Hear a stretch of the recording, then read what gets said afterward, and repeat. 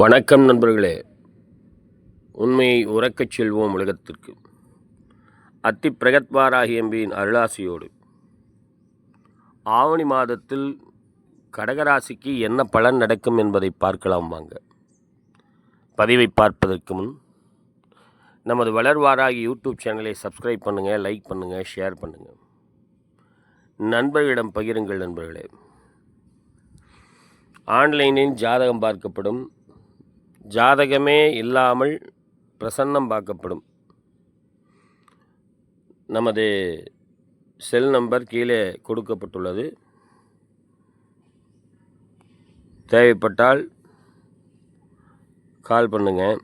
கடகராசி என்பர்களே, இந்த ஆவணி மாதத்தில் உங்களுடைய பொருளாதாரம், குடும்பம் இவையெல்லாம் எப்படி இருக்குது அப்படின்னு சொன்னால், பொருளாதாரம் சிறப்பானதாகவே இருக்கும். உடல் ரீதியான பிரச்சனைகள் தான் கொஞ்சம் பரவாயில்லைங்கிற மாதிரி இருந்து மறுபடியும் அந்த பிரச்சனைகள் மறுபடியும் மேலோங்க ஆரம்பிக்கும். கால்வலி, நீர்க்கட்டு, சிறுநீரகம் சிறுநீரகத்தில் சிறுநீர் சரியாக போகாத இன்ஃபெக்ஷன் வர்ற மாதிரி. அதுக்கு நீங்கள் முக்கியமாக சாப்பாட்டில் தான் சரி பண்ணணும். நீர் காய்கறிகள் அதிகமாக, அதையும் பச்சை காய்கறிகளாக முள்ளங்கி, வெண்பூசணி, இப்படி நீர் காய்கறிகளை அதிகமாக எடுத்துக்கணும். இப்படி எடுத்துக்கிட்டிங்கன்னா தான் உங்களுடைய கால் வலி, கை வலி இதெல்லாம் தீரும். இல்லைன்னா அது மறுபடியும் எச்சாகிட்டு தான் இருக்கும். இந்த மாதத்தில் அதிகமாகிறதுக்கு என்ன காரணம் அப்படின்னா, சனி வக்ரம் பெற்றிருக்குது.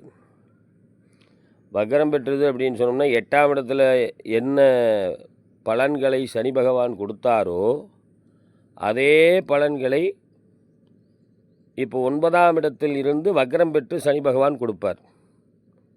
அதனால் மிகுந்த கவனம் தேவை. தகப்பனார் வகையிலையும் அவருக்கும் மருத்துவ செலவுகள், இனம் புரியாத பிரச்சனைகள் இவைகளால் மன அழுத்தம் ஏற்படும்.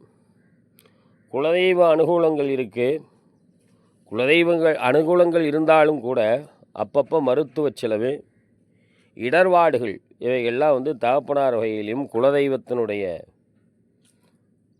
சம்பந்தமாக இருக்கக்கூடிய, குலம் சம்பந்தமாக இருக்கக்கூடிய கோயில் வகைகளையுமே இருக்கும். அவைகளெல்லாம் நீங்கள் வழிபாடு செய்யக்கூடிய கோயில்கள்லையுமே கொஞ்சம் மன அழுத்தம் இருக்கும். உங்களுக்கு பிடிக்காத விஷயங்களை செய்வார்கள். அதே சமயத்தில் கணவனாருக்கு, அதாவது அப்பப்போ உங்களுடைய கணவனார் முறைத்து கொள்வார். கொஞ்சம் அட்ஜஸ்ட் பண்ணிட்டு தான் போகணும். அதாவது மனைவியாக இருந்தாலும் கணவராக இருந்தாலும்.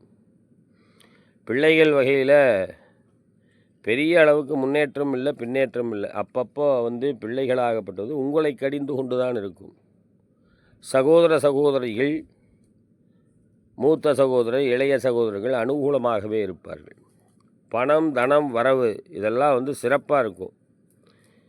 விரய செலவு என்று சொல்லக்கூடிய அமைப்பில் சுப விரயங்களாக மாற்றிட்டிங்கன்னா பிரச்சனை இல்லை. ஏன்னா மருத்துவ செலவுகள் வீண் விரயங்களாக, அது அங்கேயும் இங்கேயும் போகக்கூடிய ஒரு அமைப்பில், ட்ராவல் வகையில், போக்குவரத்து வகையில் நிறைய செலவாயிரும்.